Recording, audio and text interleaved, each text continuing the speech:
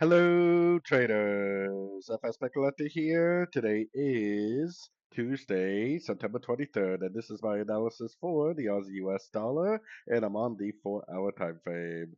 So on the 4-hour time frame, the Aussie dollar pushed down pretty hard.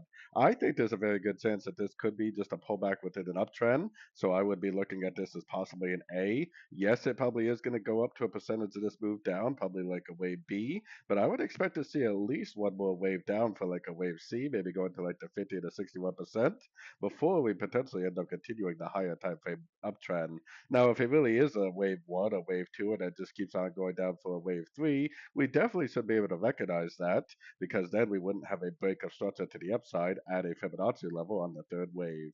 So anyways, going down to the 1 hour time frame, depending on what kind of trader you are, if you're a short time frame trader, you could possibly be scalping to the long side until you see some sort of a three-way pullback up to a Fibonacci retracement level. Once you see a three-way pullback to a Fibonacci level and a nice engulfing move to the downside, I would definitely stop looking for longs at that point and start looking for shorts again.